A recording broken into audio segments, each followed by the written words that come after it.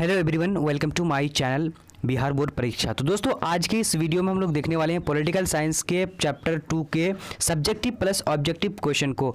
तो आप लोग इस वीडियो को बेहतरीन तरीके से देख लेना है और यहाँ पर से हम लोग चैप्टर 2 को अच्छी तरीके से सब्जेक्टिव ऑब्जेक्टिव कवर कर लेंगे, ठीक है। तो अगर आप लोग चैनल में पहली बार हैं तो चैनल को सब्सक्राइब करके बेल आइकन को प्रेस कर लीजिए। और आपको एक बड़ी सूचना में देने जा रहा हूँ, जो आप लोगों के लिए हमने आप लोगों के लिए एक कोर्स बनाया है, ठीक है। जो आप लोग को जो है कोर्स में आपको क्या क्या दिया जाएगा, वहाँ पर PDF, notes, important question, practice set, test series और आपको क्या यानी एग्जाम से एक महीना पहले नहीं हर सब्जेक्ट का 500 ऑब्जेक्टिव क्वेश्चन सब्जेक्टिव मिला करके दिया जाएगा। जो ये गारंटी है हमारी टीम की कि आप वहाँ से आप जो है अच्छा मार्क्स ला पाएंगे और अच्छा जो है नॉलेज गेम कर पाएंगे। तो अगर आप पढ़ेंगे तो हमारे चैनल में जा करके कोर्स को जा करके परचेज कर लीजिए।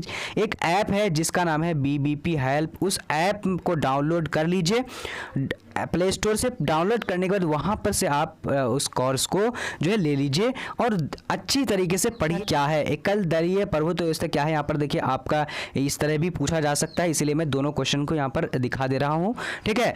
तो एक दलीय प्रभुत्व का अर्थ क्या होता है और यहाँ पर है ये क्वेश्चन है। तो इसका आंसर हम लोग देख लेते हैं। देश में पार्टियां होती है। अब जैसे कि हमारे देश में बहुत सारे पार्टियां हैं, ठीक है, किंतु किसी एक बहुत बड़ा विशाल पार्टी के पास सत्ता होती है, ठीक है। यानी एक बड़ा विशाल पार्टी का क्या होती है, यानी सत्ता होती है। जैसे जो पार्टी बहुत बड़ी होती है और जीतती है वही पार्टी क्या उसी के हाथ में सत्ता होती है, ठीक है। अतः अन्य पार्टियां सत्ता में भागीदारी नहीं कर सकता, यानी अतः अगला पार्टी जो है इसमें सत्ता में जो है भागीदारी नहीं हो सकता। तो इसी चीज़ को हम लोग क्या कहते हैं, यानी एकल दलीय प्रभुत्व व्यवस्था कहते हैं, ठीक है। अब आप लोग को समझ में आ चुका होगा बढ़िया से। अब आगे देखते हैं। यहाँ से अगर आप सारे प्रश्नों को देख लेते हैं तो यहाँ से आपको जो है कोई भी जो है दिक्कत नहीं आएगी अगर आप एग्जाम में बैठ जाएंगे तो, ठीक है। क्योंकि यहाँ से हम सारे प्रश्नों को इंपॉर्टेंट को ही लेकर आया हूँ। अगर आप थोड़ा सा भी समझ जाएंगे तो आप पूरे कॉपी को भर सकते हैं यहाँ से लिख करके, ठीक है। अब यहाँ देखिए, वामपंथी दल से क्या तात्पर्य है। वामपंथी दल से अब क्या तात्पर्य है, देखिए यहाँ पर इसका राइट आंसर क्या होगा, यानी भारत में वामपंथी कहे जाने वाले दलों की क्या विचारधारा है। तो ये भी आपको पूछा जाएगा, यानी इस सेम क्वेश्चन है, ठीक है। तो इसका आंसर हम लोग देख लेते हैं। यहाँ पर क्या है कि भारतीय कम्युनिस्ट पार्टी, समाजवादी पार्टी आदि वामपंथी दल कहलाते हैं। यानी कम्युनिस्ट पार्टी हो गया, समाजवादी पार्टी हो गया, उसके बाद ये क्या कहलाता है, यानी वामपंथी दल कहलाता है। ऐसा दल वर्तमान स्थिति को बदलकर नई स्थिति लाना चाहते हैं ताकि समाज के दुर्बल, पिछड़े, शोषित और क्या दलित व विपन्न वर्गों का कल्याण हो सके।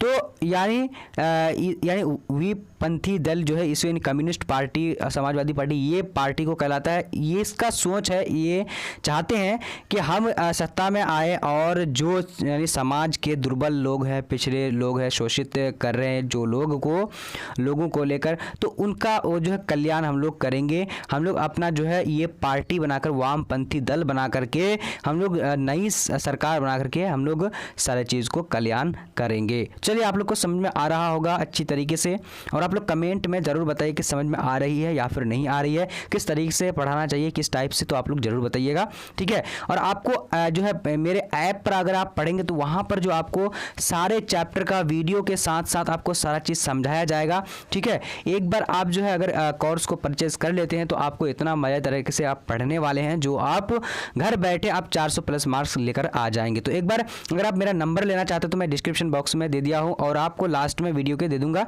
वहाँ से भी ले सकते हैं, ठीक है। जब तक हम लोग वीडियो को देख लेते हैं। अब यहाँ पर देखिए क्वेश्चन नंबर 3 है, लोकतंत्र को प्रतिनिधि शासन क्यों कहा जाता है। लोकतंत्र को प्रतिनिधि शासन क्यों कहा जाता है, देख लीजिए उत्तर। अब देखिए, इनमें जनता अपनी शक्ति अपने निर्वाचित प्रतिनिधियों को सौंप देती है, ठीक है, जो अपने निर्वाचकों के हितों की रक्षा करते हैं तथा उनके प्रति उत्तरदायी होते हैं। तो उसी को हम लोग क्या कहते हैं, यानी लोकतंत्र प्रतिनिधि शासन इसीलिए चुनते हैं क्योंकि लोग जानते हैं कि कौन जो है देश को अच्छी तरीके से चला पाएंगे, कौन जो है देश को बर्बाद करेंगे, ये सारे चीज़ को जानते हैं और जानने के बाद जो है क्या करते हैं, नहीं प्रतिनिधि को चुनते हैं। ठीक है, तो उसी को हम लोग लोकतंत्र यानी लोगों के द्वारा जो प्रतिनिधि चुना जाता है उसको हम लोग लोकतंत्र प्रतिनिधि कहते हैं। ठीक है, ये आप लोग को समझ में आ चुका होगा।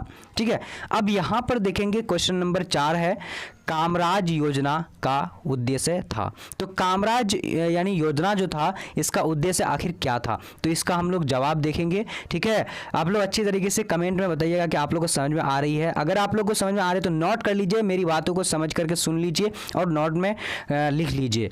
कामराज योजना क्या है तो हम लोग यहाँ पर देखेंगे, यानी क्या है कि कांग्रेस पार्टी के वरिष्ठ नेतागण सरकारी पदों को छोड़कर संगठन में काम करें ताकि पार्टी को पुनः ऊपर उठाया जा सके। तो इसी को क्या कहा, इसी को किस योजना में रखा गया है, तो कामराज योजना में। यानी कांग्रेस पार्टी के वरिष्ठ नेतागण सरकारी पदों को छोड़कर क्या किया, वो एक संगठन में काम करने लगा। ठीक है, ताकि पार्टी को पुनः जो उठाया जा सके, यानी वो सरकारी जो भी नौकरी था वो छोड़ करके अपना क्या किया कि वो अपने पार्टी को आगे बढ़ाने के लिए वो क्या किया कि अपने से वो काम करना स्टार्ट कर दिया, और ताकि क्या करेगी पार्टी को आगे बढ़ाने में मदद कर सके। ठीक है, तो यहाँ पर हम लोगों ने देखा कामराज योजना किसको कहेंगे, यानी कांग्रेस पार्टी अपने वरिष्ठ नेता को जो है सरकारी पद को छुड़वाकर क्या किया कि एक संगठन बना करके उसको क्या किया कि अलग काम में कर दिया, और उसको कहा कि तुम लोग ये काम करो और हम क्या करेंगे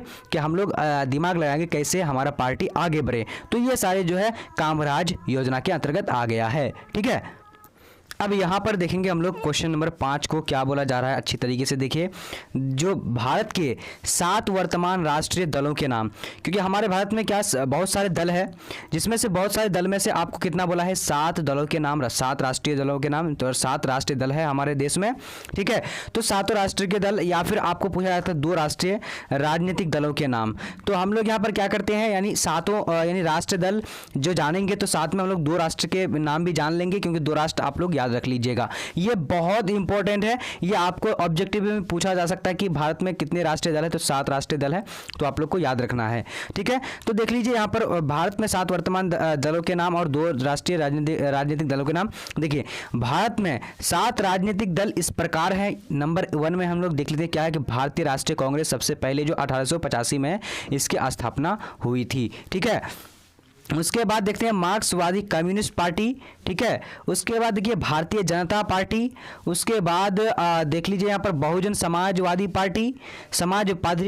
ठीक है, उसके बाद देख लेते हैं हम लोग 5वां नंबर में राष्ट्रवादी कांग्रेस पार्टी। उसके बाद भारतीय कम्युनिस्ट पार्टी, वो क्या है यहाँ पर देख लीजिए सर्व भारतीय तृणमूल कांग्रेस। तो ये देखिए ये 7 हम लोग जो है यहाँ पर याद रख लेंगे।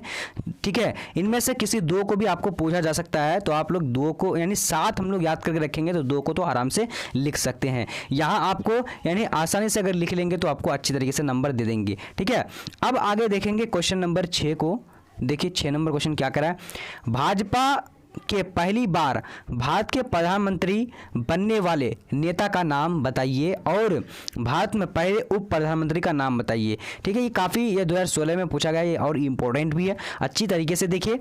ठीक है, अब यहाँ पर देखिए भाजपा की पहली बार भारत के प्रधानमंत्री अटल बिहारी वाजपेयी थे। यानी कौन थे, भाजपा के पहली बार जो प्रधानमंत्री कौन बने थे, यानी अटल बिहारी वाजपेयी प्रधानमंत्री बने थे। ठीक है, उसके बाद भारत के जो प्रथम उप प्रधानमंत्री थे वो कौन थे, सरदार वल्लभ भाई पटेल उप प्रधानमंत्री। ठीक है, सरदार वल्लभ भाई पटेल थे। अब देखते हैं आगे की ओर। यहाँ पर 7 नंबर क्वेश्चन कह रहा है कि भारत में प्रथम आम चुनाव किस वर्ष हुए थे। तो इसको आप लोग जो है वैसे जानते होंगे, और ये ऑब्जेक्टिव क्वेश्चन जो आपको पूछा जाता है, बहुत बार पूछा गया है। ठीक है, तो देख लीजिए यानी भारतीय संविधान के प्रावधानों के अंतर्गत प्रथम चुनाव कब हुआ था, 1952 में हुआ था। ये आप लोग याद रखिए, आपको ये ऑब्जेक्टिव अभी आप पढ़ेंगे। ठीक है, ध्यान रखने की ज़रूरत है इस क्वेश्चन को। देखिए ये क्वेश्चन आपको बार बार पूछा गया है, इसलिए मैं लेकर आया हूँ। ठीक है, देखिए यहाँ है भारत में 1977 के चुनाव के बाद किसे प्रधानमंत्री बनाया गया? 1977 के जो आम चुनाव हुआ था, किसे प्रधानमंत्री बनाया गया था? तो देख लीजिए, मोरारजी देसाई को। तो मोरारजी देसाई को बनाया गया था। ठीक है, ये गैर कांग्रेस के नेता थे। ठीक है, गैर कांग्रेस। अब आगे देखेंगे क्वेश्चन नंबर, यहाँ पर देखिए 9 नंबर, राजग का पूरा नाम क्या है? तो राजग का पूरा नाम क्या होता है? देख लीजिए यहाँ पर, राष्ट्रीय जनतांत्रिक गठबंधन। क्या है? यानी RJG। ठीक है, ये राजग कहा जाता है। ठीक है, चलिए अब आगे देखते हैं क्वेश्चन नंबर 10 को देख लेते हैं। क्या है कि भारत में आम चुनाव में कौन सी पार्टी सबसे बड़ी विपक्षी पार्टी के रूप में उभरी? तो विपक्षी जो पार्टी यानी सबसे बड़ी पार्टी जो उभरी थी विपक्षी पार्टी के, तो कौन सी पार्टी? यानी भारतीय कम्युनिस्ट पार्टी। क्योंकि भारत में जब जो है यानी लगातार जो कांग्रेस की सरकार बन रही थी, तो उस वक्त क्या किया था, यानी कम्युनिस्ट पार्टी, ये तमिलनाडु की पार्टी है, तो ये पार्टी जो उस समय उभरी थी और उस समय यानी तमिलनाडु में ही यानी इसकी सरकार बनी थी। कब? जब यानी कांग्रेस पार्टी की इतनी तेज रफ्तार से उसकी पार्टी बढ़ रही थी, यानी हर जगह उसी का राज था पूरे देश में। उस वक्त जो है यानी कम्युनिस्ट पार्टी अपने मजबूती जो है पक्ष बना करके उन्होंने जो है सरकार बनाई थी तमिलनाडु की। ठीक है, चलिए आप लोग को समझ में आ रहा होगा। अब यहाँ पर देखेंगे question number 11, Congress socialist party के संस्थापक कौन थे? तो कांग्रेस सोशलिस्ट पार्टी के संस्थापक कौन थे? यहाँ पर देख लीजिए, उत्तर में है स्वतंत्र सेनानी आचार्य नरेंद्र देव थे। ठीक है, कौन? स्वतंत्रता सेनानी आचार्य नरेंद्र देव। ओके, अब आगे देखेंगे क्वेश्चन नंबर 12। तो 12 नंबर को क्या बोला जा रहा है? यहाँ पर कह रहा है कि नेहरू मंत्रिमंडल के उसी मंत्री का नाम बताए जिन्होंने रेल मंत्री के रूप में एक बड़ी रेल दुर्घटना की नैतिक जिम्मेदारी स्वीकार करते हुए इस्तीफा दे दिया था। तो कौन दिया था? और नेहरू मंत्रिमंडल के उस मंत्री का नाम बताए। ठीक है, नेहरू मंत्रिमंडल के उस मंत्री का नाम बताने के लिए बोला है जिन्होंने यानी रेल जो घटना हुई थी उस घटना को अपनी नैतिक जिम्मेदारी लेकर के उन्होंने इस्तीफा दिया था। तो लाल बहादुर शास्त्री ने दिया था। राइट आंसर क्या हो जाएगा? यानी लाल बहादुर शास्त्री। अब देखते हैं यहाँ पर 13 नंबर क्वेश्चन क्या कह रहा है कि संविधान के निर्माण कब हुआ था? तो संविधान का निर्माण जो हमारा हुआ था, भारत का संविधान कब निर्माण हुआ था?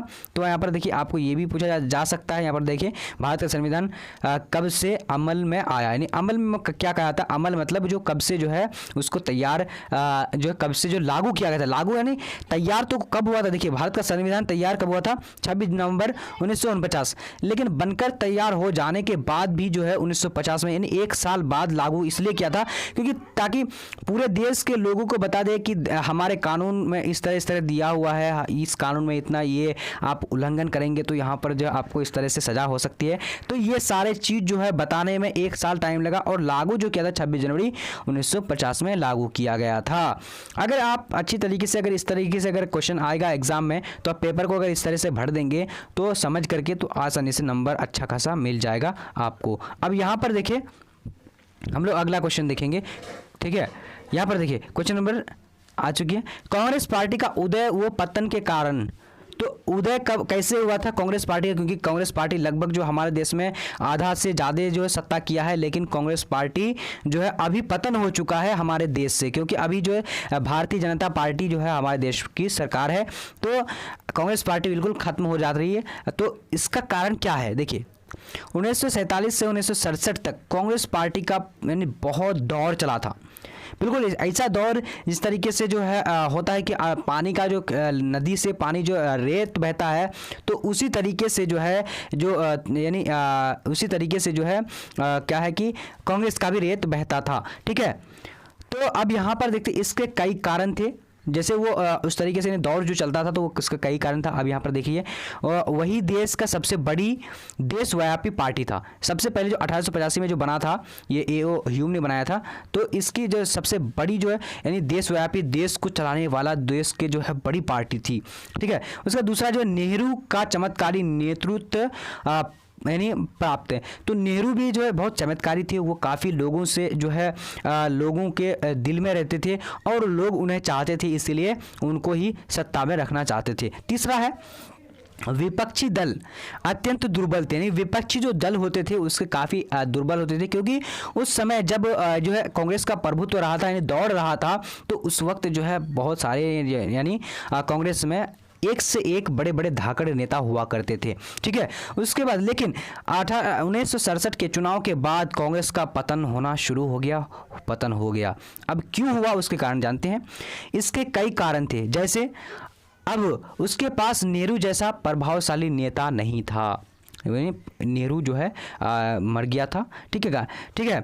उसके बाद जो इसके बाद क्या है कि अनेक प्रांतीय नेता ने कांग्रेस पार्टी को छोड़कर अपनी अलग पार्टी बना ली। यानी कांग्रेस पार्टी अब क्या किया कि अब ऐसा मतलब लगातार जो जीतता रहा, तो वो क्या मनमानी करने लगा। मनमानी की अब जो बड़े नेता थे उन छोटे नेताओं लोग को जो कुछ मानते नहीं थे, बूझते नहीं थे, इसीलिए क्या किया कि बड़े बड़े नेता क्या बड़े और छोटे नेता क्या किए कि उस पार्टी को ही छोड़ दिया और अपना अलग पार्टी बनाने लगा। ठीक है, उसके बाद यहाँ पर छोड़कर अपनी पार्टी बना ली।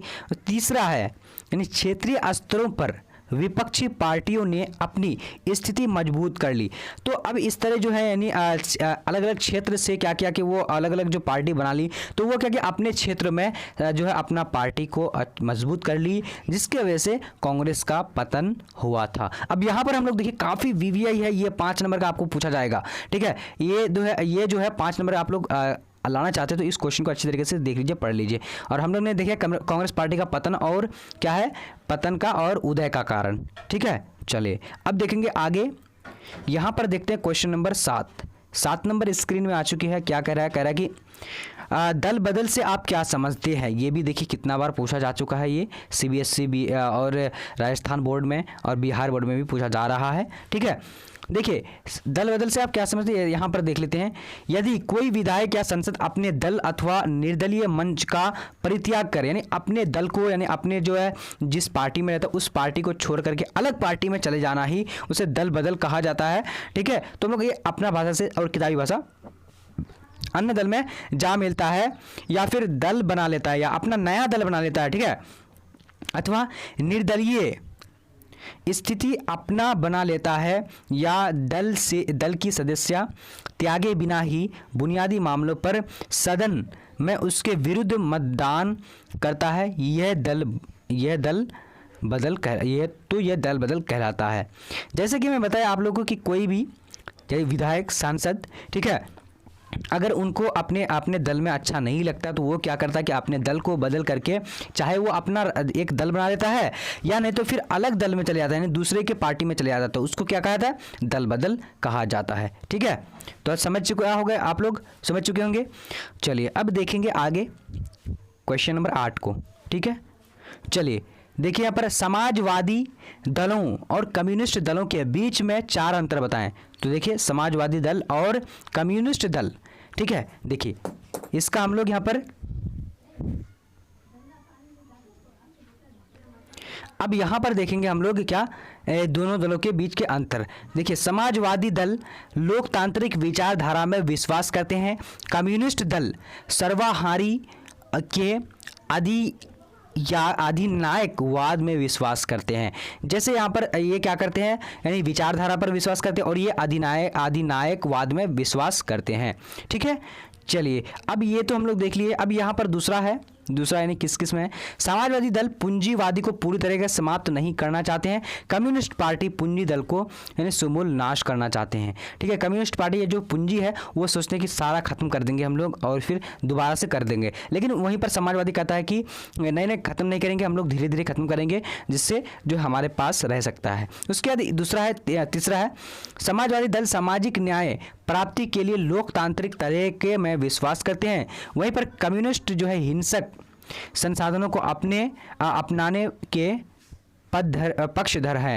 यानी क्या कहते हैं, कम्युनिस्ट पार्टी जो है काफ़ी हिंसक है, यानी ये लोग जो है काफ़ी अकड़ू हैं, कहता है कि अकड़ू हैं ये लोग। ठीक है, कम्युनिस्ट पार्टी क्या है, अकड़ू है कि हमको ये करना है तो करना है, आप चाहे बाहर में जाओ, तो ये सारे लोगों को नहीं देखता है। ठीक है, चलिए अब आगे देखते हैं ऑब्जेक्टिव। अब हम लोग देखते हैं 1857 तक भारत में किस प्रकार की दलीय व्यवस्था मौजूद थी। आपका ऑप्शन है ए, एक दलीय व्यवस्था, 2 दलीय व्यवस्था, उसके बाद है बहुदलीय व्यवस्था, उसके एकल अधिपत्यशाली दल व्यवस्था। तो आपका चारों ऑप्शन में कौन सा राइट आंसर होगा? अगर आपको पता है तो जल्दी जल्दी दीजिए। वैसे आप लोग का तो जवाब बिल्कुल आना शुरू हो चुका है। तो यहाँ पर जो राइट आंसर हो जाएगा, तो चलिए बहुत बढ़िया, आप लोग का जवाब बिल्कुल अच्छी तरीके से आ रही है। तो राइट आंसर क्या हो जाएगा? डी नंबर, यानी एकल अधिपत्यशाली दल व्यवस्था थी, यानी 1966 से, यानी 1966 में। ठीक है, चलिए अब आगे देखेंगे क्वेश्चन नंबर दूसरा। तो 1966 में किसका दौर था? यानी भारतीय राष्ट्रीय कांग्रेस सत्ता में थी। ठीक है, तो उस वक्त जो एकल अधिपत्यशाली दल व्यवस्था थी। ठीक है, चलिए अब यहाँ पर देखेंगे क्वेश्चन नंबर 2। क्या बोला जा रहा है? कह रहा है कि भारतीय राष्ट्रीय कांग्रेस ने किस प्रकार का समाजवाद अपनाया? तो भारतीय राष्ट्रीय कांग्रेस ने जो अपना किस प्रकार का समाजवाद अपनाया था? आपका ऑप्शन ए है कार्ल मार्क्स का वैज्ञानिक समाजवाद, उसके बाद ब्रिटेन का लोकतांत्रिक समाजवाद, उसके बाद है गांधी का सूर्योदय, उसके बाद है लेनिन का समाजवाद। तो कौन सा राइट आंसर होगा? आप लोग जल्दी जल्दी देखिए। तो यहाँ पर जो राइट आंसर हो जाएगा, यानी क्या हो जाएगा? बी नंबर, यानी ब्रिटेन का लोकतांत्रिक समाजवाद अपनाया था। किसने? भारतीय राष्ट्रीय कांग्रेस ने। ठीक है, चले बहुत बढ़िया। अब आगे देखेंगे, चले तो यहाँ पर आ चुके क्वेश्चन नंबर 3। ठीक है, अगर वीडियो अच्छा लगे तो लाइक करना और अपने फ्रेंड को ज़्यादा से ज़्यादा शेयर करना, क्योंकि इस चैनल में आपको सभी सब्जेक्ट का, आर्ट्स के सभी सब्जेक्ट का आपको videos, subjective videos, practice set, test series, सारे चीज़ प्रोवाइड किया जाता है। और आपको टेलीग्राम का लिंक मैं नीचे दे दिया हूँ, टेलीग्राम में ज्वाइन हो जाना डिस्क्रिप्शन में। ठीक है, डिस्क्रिप्शन में टेलीग्राम में जुड़ जाना, क्योंकि आपका एग्ज़ाम का न्यूज़, उसके बाद आपका जो है कोई भी चीज़ होती है, जैसे बिहार बोर्ड से रिलेटेड कोई भी ऐसा नोटिफिकेशन आती है ऑफिशियल, तो वो सारा चीज़ जो है टेलीग्राम में मैं प्रोवाइड कराता हूँ। कब वीडियोज़ आती है, कब लाइव क्लासेस होती है, वह सारा चीज़ जो है, सारा चीज़ का लिंक जो है मैं आपको टेलीग्राम में भेज देता हूँ। तो आप लोग टेलीग्राम में ज़रूर जुड़िएगा। अब यहाँ पर देखिए, किसने कहा है कि स्वतंत्रता के बाद कांग्रेस मात्र पार्टी नहीं बल्कि सरकार, राज्य है, यहाँ तक कि देश जैसी हो गई है? यानी किसने कहा था कि कांग्रेस जो है यानी पार्टी नहीं है बल्कि सरकार, राज्य और यहाँ तक कि वो देश बन गई है? तो किसने कहा था? तो आपका ऑप्शन है ए नंबर, यानी स्टैनले कॉस्नेक माला, उसके बाद है मायरोन विनर, उसके बाद है मॉरिस जॉन्स, उसके बाद है जियोवानी सार्तोरी। तो इसका राइट आंसर कौन सा हो जाएगा? तो आप लोग का जो जवाब आ रहा है, सभी कोई गलत बोल रहे हैं, कोई ए बोल रहे हैं। तो यहाँ पर राइट आंसर ए नंबर हो जाएगा, यानी स्टैनले कॉस्नेल माला हो जाएगा। ठीक है, राइट आंसर ए नंबर हो जाएगा। बहुत बढ़िया। चलिए अब आगे देखते हैं क्वेश्चन नंबर 4। तो 4 नंबर देखिए क्या बोला जा रहा है? कह रहा है कि भारतीय राजनीतिक दलीय व्यवस्था को किस श्रेणी में रखा गया है? तो भारतीय राजनीतिक दलीय व्यवस्था को किस श्रेणी में रखा गया है? एकल दलीय व्यवस्था में, या फिर द्विदलीय व्यवस्था में, या फिर बहुदलीय, या फिर एकल दल प्रभुत्व व्यवस्था में? तो अब ये किस श्रेणी में रखा गया है? तो इसको बहुदलीय में रखा गया है। ठीक है, यानी बहुदलीय मतलब क्या होता है कि बहुत सारे दल है, जैसे कि अभी हमारे भारत में यानी जो यानी राष्ट्रीय दल है, तो टोटल राष्ट्रीय दल 7 है। ठीक है, टोटल राष्ट्रीय दल कितना है? 7 है। तो ये सारा जो है क्या है? बहुदलीय है। ठीक है, बहुदलीय मतलब बहुत सारे दल है, इसलिए बहुदलीय कहा गया है। तो किस श्रेणी में रखा गया? बहुदलीय व्यवस्था में रखा गया है। ठीक है, चलिए अब आगे देखते हैं क्वेश्चन नंबर, यहाँ पर हम लोग देखेंगे अगला 5 नंबर। चलिए अच्छी तरीके से आप लोग को समझ में आ रही है तो कमेंट सेक्शन में ज़रूर बताइएगा कि अगला विषय का कौन सा वीडियो होना चाहिए। और आप लोग को बता दें कि आप लोग का जो लाइव क्लास और वीडियोस अपलोड कब कब होती है इस चैनल पे बता दे रहा हूँ मैं आप लोग को अच्छी तरीके से, ताकि आप लोग सही टाइम पर आ पाओगे। देखिए आपका सुबह से शुरू होती है 8 बजे आपका इंग्लिश का क्लास जो कि लाइव होती है। उसके बाद 11 बजे जो अभी आप वीडियो देख रहे हैं तो 11 बजे पोल साइंस की। उसके बाद आपका जो है 4 बजे ज्योग्राफी की होती है। ठीक है, और आपका 7:30 बजे यानी अल्टरनेट जी क्लास होती है, जैसे history, geography, pol science, Hindi, English, ये जो है क्लास होती है इस टाइम पे। तो आप लोग का अभी यानी 4 फिक्स क्लास कर दिया गया है। ये क्लास हर दिन डेली होगी और आपका क्लास जो आप कमेंट करेंगे उसके हिसाब से आपका क्लास फिर से जो है यानी तैयार कर दिया जाएगा और उस टाइम पर पढ़ा दिया जाएगा। तो आप लोग कमेंट सेक्शन में ज़रूर बताइए कि आप लोग को कौन सा विषय का और वीडियो चाहिए, क्योंकि आपका history, Hindi, pol science, geography, ठीक है, ये सारा चीज़ आप लोग को प्रोवाइड कर रहे हैं, मिल रहा है। और टारगेट बैच एक चैनल है, उसमें आपको साइकोलॉजी, होम साइंस और सारा चीज़ इसमें भी आएगा, आर्ट्स के सभी पेपर का। तो आप लोग कमेंट करेंगे ज़रूर। देखिए यहाँ पर क्वेश्चन नंबर 5 देखिए, कांग्रेस के युवा तुर्कों में किसे जाना जाता है? तो कांग्रेस के युवा तुर्क यानी युवा जो है कांग्रेस का किसको माना जाता है? लाल बहादुर शास्त्री को, कामराज को, उसके बाद है निजलिंगप्पा, उसके बाद चंद्रशेखर आज़ाद को। तो इसका राइट आंसर क्या हो जाएगा? चंद्रशेखर आज़ाद को यानी कांग्रेस के युवा तुर्कों में माना जाता है। यानी कांग्रेस का युवा यानी तुर्क था, यानी ठीक है, ये जवान जो है कांग्रेस का तुर्क था। ठीक है, चलिए अब देखते हैं आगे की ओर। क्वेश्चन नंबर 6 को देखेंगे। 6 नंबर क्वेश्चन क्या बोला जा रहा है? कह रहा है कि भारतीय राष्ट्रीय कांग्रेस के किस नेता ने 2 बार अपनी पार्टी तोड़ी और उनका पुनर्निर्माण किया? तो इसका राइट आंसर कौन सा हो जाएगा? तो 6 नंबर का यहाँ पर राइट आंसर आप लोग देख सकते हैं, जवाहरलाल नेहरू है, लाल बहादुर शास्त्री है, उसके बाद इंदिरा गांधी है, उसके बाद आपका राजीव गांधी है। तो यानी भारतीय राष्ट्रीय कांग्रेस के किस नेता को 2 बार अपनी पार्टी तोड़ी तथा उनका पुनर्निर्माण किया? तो इसका राइट आंसर क्या हो जाएगा? इंदिरा गांधी ने किया था। ठीक है, राइट आंसर सी नंबर, यानी 2 बार जो अपनी पार्टी को तोड़ी थी फिर वो पुनर्निर्माण किया था। चलिए अब आगे देखेंगे। क्वेश्चन नंबर 7 नंबर क्या बोल रहा है? अच्छी तरीके से देखिए, कह रहा है कि 1967 के बाद कांग्रेस की आधिपत्यशाली स्थिति का पतन का कारण कौन सा कारण नहीं था? यानी कांग्रेस बहुत मजबूत स्थिति में था, ठीक है, तो मजबूत स्थिति में होने के कारण जो पतन का कारण रहा था, जैसे कि अभी हम लोग देखते हैं कि राष्ट्रीय यानी भारतीय राष्ट्रीय कांग्रेस की पतन हो चुकी है, बिल्कुल कुछ भी कहीं पर भी एक सीट भी नहीं मिल रही है। तो यानी पतन का कारण जो रहा है 1967 के बाद, तो वो कौन सा कारण नहीं रहा है? यानी ये देखिए, पुरानी छवि का अंत, उसके बाद है सक्षम व प्रभाव नेतृत्व का अभाव, या फिर क्षेत्रीय दलों का उदय, या फिर समय अनुकूलन विचारधारा का ना होना। देखिए कांग्रेस का जो यानी समय के साथ वो अपना विचारधारा का यानी अनुकूलन का नहीं होना, यानी उसको क्या चाहिए था कि समय के साथ विचारधारा को जो है बदलना चाहिए था। तो ये जो था ये नहीं था। ठीक है, ये समय के साथ जो यानी अपना वो काम आगे बढ़ा रहे थे, लेकिन जो है ये वाला नहीं था, बाकी ये तीनों कारण रहा था। ठीक है, ये तीनों कारण था, बाकी ये कारण नहीं था, यानी कांग्रेस का पतन का कारण। तो अच्छी तरीके से आप लोग ये देख लीजिए, क्योंकि ये क्वेश्चन आपको पूछा जा सकता है, क्योंकि बार बार ये पूछे गए हैं। अब देखिए आगे क्वेश्चन देखेंगे। 8 नंबर क्या बोला जा रहा है? पर कह रहा है कि भारत में कम्युनिस्ट पार्टी को सत्ता में आने का सर्वप्रथम अवसर कब मिला?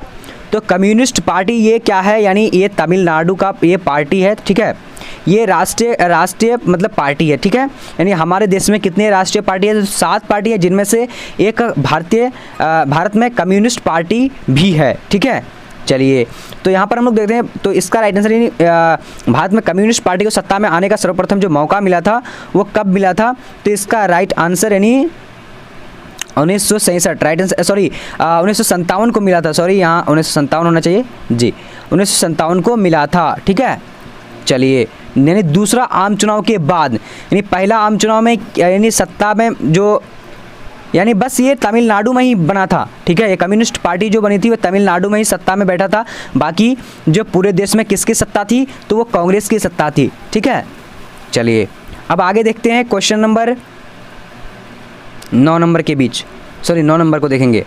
तो 9 नंबर क्वेश्चन क्या बोला जा रहा है? कह रहा है कि भारत की किस पार्टी को दक्षिणपंथी पार्टियों की कोटि में रखा जा सकता है? यानी भारत की किस पार्टी को दक्षिणतम पंथी, ठीक है, तो किस पार्टी को? देखिए यहाँ पर बहुजन समाजवादी पार्टी है, उसके बाद मार्क्सवादी कम्युनिस्ट पार्टी है, उसके बाद है भारतीय जनता पार्टी, उसके बाद क्रांतिकारी पार्टी।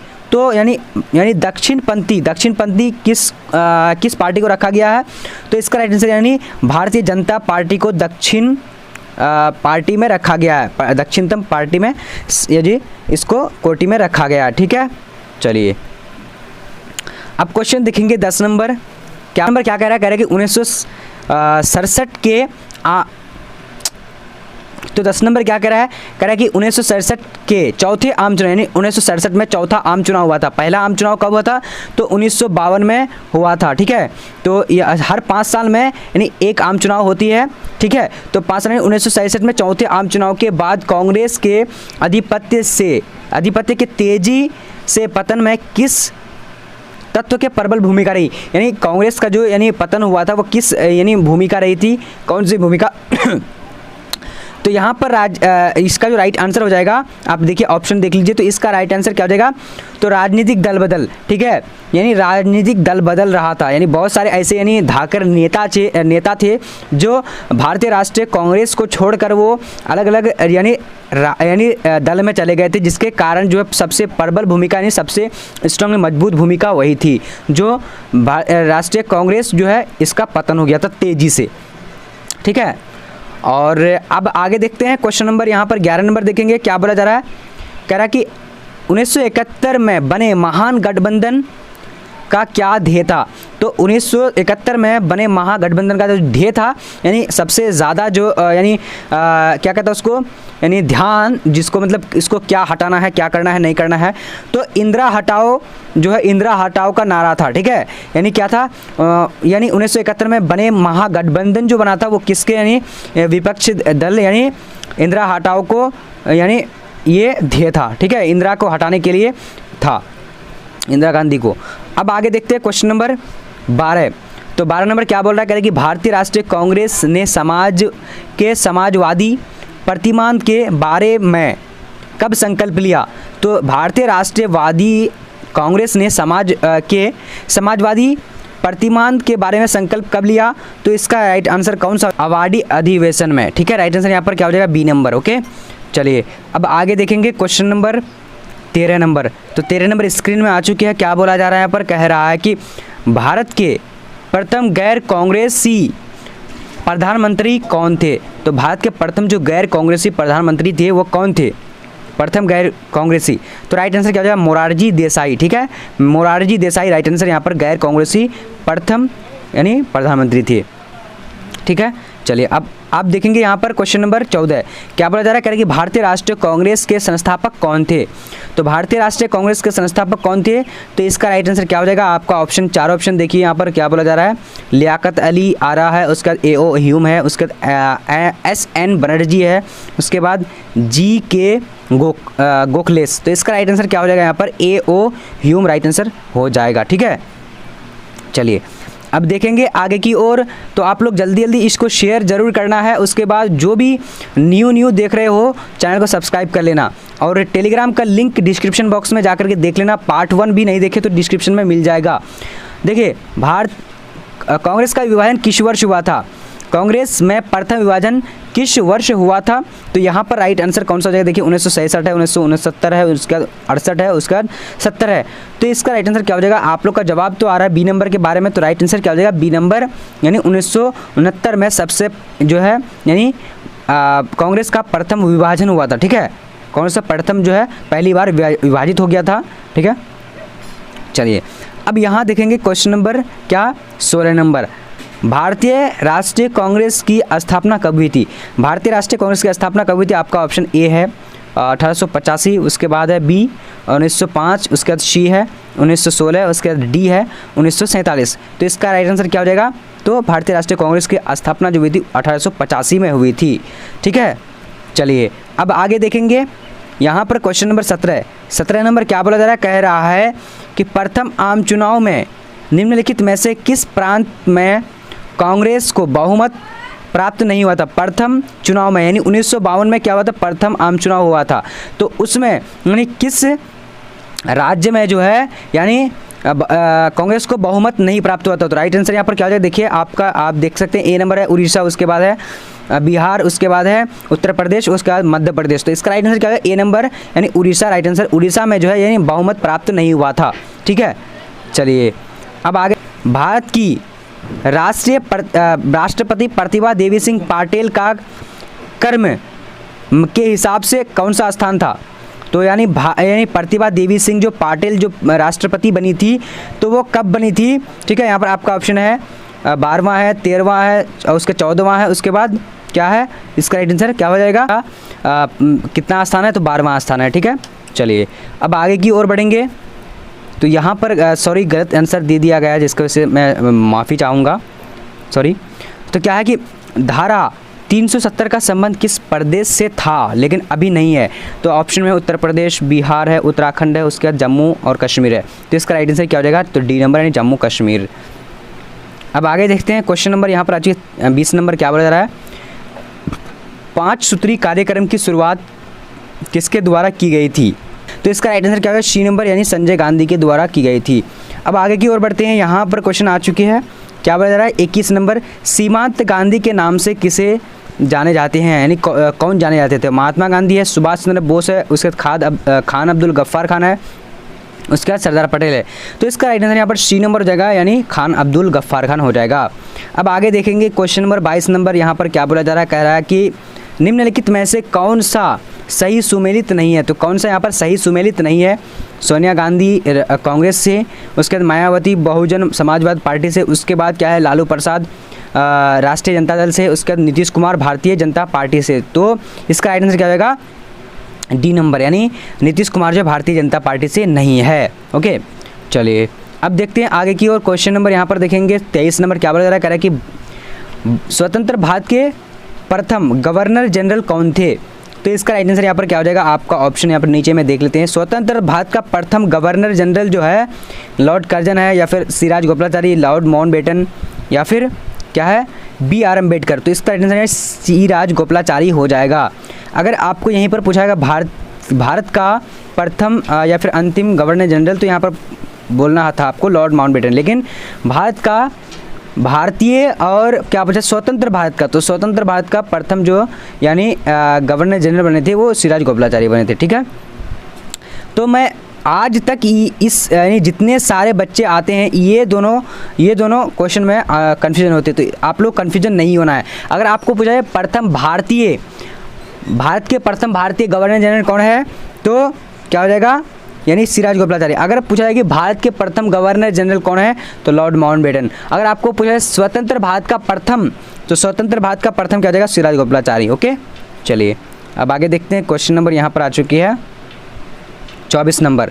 भारत के प्रथम कानून मंत्री कौन थे, आपका ऑप्शन है राजेंद्र प्रसाद, सरदार पटेल, भीमराव अम्बेडकर, या फिर इनमें से कोई नहीं। तो इसका राइट आंसर 24 नंबर का क्या हो जाएगा, तो 24 का राइट आंसर यानी भीमराव अम्बेडकर हो जाएगा। ओके चलिए अब देखेंगे आगे की ओर। Question number 25 number. क्या बोला जा रहा है, यहाँ पर कह रहा है कि भारत में वर्तमान में कुल कितने राष्ट्रीय दल है, तो यहाँ पर 4 है, 5 है, और यहाँ पर बी तो गायब हो चुका है, बी नंबर में होना चाहिए। 4 के बाद 5, उसके बाद यहाँ पर डी नंबर 7। तो राइट आंसर क्या हो जाएगा, डी नंबर यानी 7 हो जाएगा, ठीक है 7 है। ओके चलिए 7 राष्ट्रीय दल है। अब आगे बढ़ते हैं क्वेश्चन नंबर में यहाँ पर आ चुके हैं। क्या बोला जा रहा है, भारत में राष्ट्रीय आम चुनाव कब हुआ, तो भारत में जो द्वितीय है, भारत में राष्ट्रीय क्या बोल रहे हैं, कलमडा काम है, कलमडा लिखाल से कुछ वाला पढ़ाई की कुछ की ना खाना वाना है कि नहीं की हमें।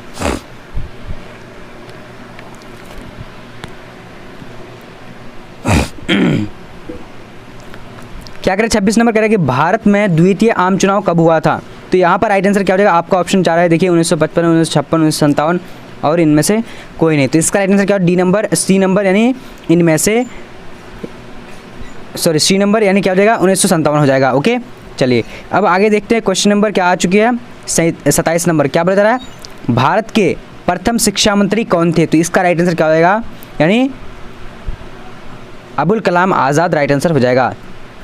अब आगे देखेंगे क्वेश्चन नंबर यहाँ पर आ चुकी है। क्या बोला जा रहा है 28 नंबर कह रहा है कि 1952 से 1967 तक भारत में किस राजनीतिक दल का प्रभुत्व रहा, तो 1952 से और 1967 यानी लगभग 20 साल जो है यानी किसका रहा था, तो कांग्रेस का रहा था, कांग्रेस का प्रभुत्व रहा था, नहीं ये सत्ता में थे कांग्रेस, ठीक है। चलिए अब आगे देखते हैं। क्वेश्चन नंबर यहाँ पर आ चुकी है 29 नंबर। क्या बोला जा रहा है कि भारत स्वतंत्र भारत में प्रथम आम चुनाव कब हुआ? तो स्वतंत्र भारत में प्रथम जो आम चुनाव हुआ था, इसका राइट आंसर क्या हो जाएगा? यानी 1952 में हुआ था। ठीक है, 1952 में प्रथम आम चुनाव हुआ था। ठीक है, चलिए अब आगे देखते हैं। 26 जनवरी हम मनाते हैं, तो 26 जनवरी हम कब मनाते हैं? आपका ऑप्शन यहाँ पर देखिए, गणतंत्र दिवस के रूप में, या फिर स्वतंत्रता दिवस के रूप में, या फिर शिक्षक दिवस के रूप में, या फिर झंडा दिवस के रूप में। तो इसका राइट आंसर क्या हो जाएगा? यानी गणतंत्र दिवस के रूप में मनाते हैं 26 जनवरी को। अब आगे देखते हैं, क्वेश्चन नंबर यहाँ पर आ चुके 31 नंबर। क्या बोल रहा है? कह रहा है कि इस समय भारत में कौन सी दलीय व्यवस्था मौजूद है? आपका ऑप्शन है एक दलीय व्यवस्था, उसका द्विदलीय व्यवस्था, या फिर बहुदलीय, या फिर इनमें से कोई नहीं। तो अभी जो स्वतंत्र भारत में इस समय जो है यानी बहुदलीय व्यवस्था मौजूद है। इसका राइट आंसर सी नंबर हो जाएगा। अब आगे देखते हैं, क्वेश्चन नंबर हम लोग देखेंगे 32 नंबर यहाँ पर स्क्रीन में आ चुकी है। क्या कह रहा है? कह रहा है कि भारत में हुए 1977 में आम चुनाव में किस राजनीतिक दल को बहुमत मिला था? 1977 में किस यानी किस दल को जो है बहुमत मिला था? तो जनता पार्टी को। ठीक है, तो मैं आप लोग का एक कन्फ्यूजन दूर करना चाहूँगा कि बहुत सारे स्टूडेंट जानते हैं कि जनता पार्टी और यानी भारतीय जनता पार्टी सेम है। तो ये दोनों अलग अलग पार्टी है। जैसा कि मैं बताया कि भारत में वर्तमान में कितना पार्टी है? 7 दल है। ठीक है, 7 दल। तो इसमें से एक दल यहाँ पर क्या है कि जनता पार्टी है, उसके बाद क्या है ये यानी भारतीय जनता पार्टी, कांग्रेस, उसके बाद जनता दल, ये चारों पार्टी है। ठीक है, चलिए अब आगे देखें, एक कम्युनिस्ट पार्टी भी है। ठीक है, चलिए यहाँ पर देखें क्वेश्चन नंबर 33 क्या बोला जा रहा है? कह रहा है कि राजनीतिक दल को किस संवैधानिक संस्था द्वारा चुनाव चिन्ह आवंटित किया जाता है? यानी किसी यानी दल को जो यानी उसका चुनाव जो दिया जाता है, चुनाव चिन्ह दिया जाता है, तो कौन देता है, कौन बताता है कि ये आपका चुनाव चिन्ह है? तो इसका राइट आंसर यहाँ पर क्या होगा? यानी चुनाव आयोग बताता है कि आपका चुनाव चिन्ह क्या है। जैसे कि कांग्रेस का हाथ छाप है और बीजेपी का कमल फूल है। तो ये कौन बताता है? तो यानी चुनाव आयोग बताता है। चलिए अब आगे देखते हैं, क्वेश्चन नंबर 34 क्या बोला जा रहा है? कह रहा है कि जनता पार्टी की स्थापना कब हुई थी? तो जनता पार्टी की स्थापना कब हुई थी? बहुत सारे स्टूडेंट इनमें कन्फ्यूजन होते हैं। कोई बोलते हैं कि 1980, कोई बोलते हैं 1977। तो जनता पार्टी, अगर यहाँ पर भारतीय जनता पार्टी होता तब जाकर के 1980 हो सकता था, लेकिन यहाँ पर राइट आंसर क्या हो? ए नंबर, यानी जनता पार्टी, ओनली फॉर क्या है? जनता पार्टी। अब आगे देखेंगे, क्वेश्चन नंबर आ चुकी है। क्या बोला जा रहा है? पर कह रहे कि भारत में प्रथम विभाजन किस वर्ष हुआ था? तो प्रथम विभाजन जो हुआ था, ये राइट आंसर क्या हो गया? बी नंबर, 1969 में हुआ था। अब आगे देखते हैं, क्वेश्चन नंबर आ चुकी है 36 नंबर। क्या बोला जा रहा है? कह रहे कि भारत के प्रथम उपराष्ट्रपति कौन थे? तो भारत के प्रथम उपराष्ट्रपति कौन थे? तो इसका राइट आंसर यहाँ पर क्या हो जाए? 36 नंबर का। तो 36 का राइट आंसर यानी प्रथम उपराष्ट्रपति डॉक्टर एस राधाकृष्णन। ठीक है, चलिए तो दोस्तों आप लोगों ने आज कवर किए हैं 36 क्वेश्चन तक। अब यहाँ पर हम लोग 37 क्वेश्चन को देखेंगे। भारत में कौन सी दलीय व्यवस्था मौजूद है? तो इसका राइट आंसर मैंने पहले ही बता दिया था, यानी बहुदलीय व्यवस्था मौजूद है। चलिए अब देखेंगे 38 नंबर क्वेश्चन क्या बोला जा रहा है? पर कह रहा है कि भारत का पहला उप प्रधानमंत्री कौन था? तो भारत का पहला जो उप प्रधानमंत्री था, तो इसका राइट आंसर यहाँ पर क्या हो जाता है? 38 नंबर का बी नंबर राइट आंसर हो जाएगा, यानी सरदार वल्लभ भाई पटेल हो जाएगा। ओके, सरदार वल्लभ भाई पटेल जो है उप प्रधानमंत्री रहा, भारत का प्रथम उप प्रधानमंत्री। ओके, तो अब हम लोग एक जो है अच्छी बात बोलने जा रहा हूँ। देखिए, अगर आप लोग घर बैठे अगर आप लोग तैयारी करना चाह रहे हैं तो BBP BBP हेल्प ऐप को डाउनलोड कर लेना है। प्ले स्टोर में जाकर के सर्च करना BBP हेल्प, आपको वहाँ पर मिल जाएगा। देखिए आपको BBP हेल्प में क्या क्या प्रोवाइड किया जाएगा और क्या कैसे आपको लेना है। जैसे मान लिए आर्ट्स पेपर में आपका जो भी सब्जेक्ट है, ठीक है, जैसे किसी का 5 सब्जेक्ट होता है, किसी का 6 सब्जेक्ट, ज़्यादातर जो है 5 सब्जेक्ट ही होता है। अगर जो एक्स्ट्रा नहीं रखता तो 5 सब्जेक्ट का आपको जो है देखिए क्या क्या मिलने वाला है बता रहा हूँ मैं। ठीक है, यहाँ पर ध्यान से सुन लीजिए और आप लोग जो है इसके बारे में समझ सकते हैं। जैसे कि आर्ट्स को मिलने वाला है, आर्ट्स में क्या मिल जाएगा? हिस्ट्री, ज्योग्राफी, पोल साइंस, उसके बाद यानी आर्ट्स के 13 सब्जेक्ट, टोटल कितना है? 13 सब्जेक्ट है। 13 सब्जेक्ट में आपको सारा सब्जेक्ट मिल जाएगा। तो ओनली यानी आपको हिस्ट्री, जैसे अगर हिस्ट्री लेंगे तो हिस्ट्री में आपको क्या मिलेगा? टेस्ट सीरीज, प्रैक्टिस सेट, उसके बाद चैप्टर वाइज नोट्स, PDF, उसके बाद प्रीवियस ईयर 10 साल का पिछला प्रीवियस जो पूछा गया है वो क्वेश्चन पेपर मिलेगा 10 साल का। उसके बाद आपको 500 इंपॉर्टेंट सब्जेक्टिव और ऑब्जेक्टिव क्वेश्चन मिलेगा जो इसी में से 100% पूछा जाएगा। तो अगर आप लोग लेना चाह रहे हैं सभी सब्जेक्ट का इसी तरह करके, तो आपको कितना यानी बीबीपी हेल्प ऐप डाउनलोड करके वहाँ पर जो है घर बैठे तैयारी करें। आप वहाँ पर एक कोर्स बना हुआ है, उस कोर्स में आपको सभी सब्जेक्ट का PDF मिल जाएगा। तो आप क्या करेंगे, वहाँ पर आपको यानी 349 रुपये पे करना पड़ेगा, ठीक है।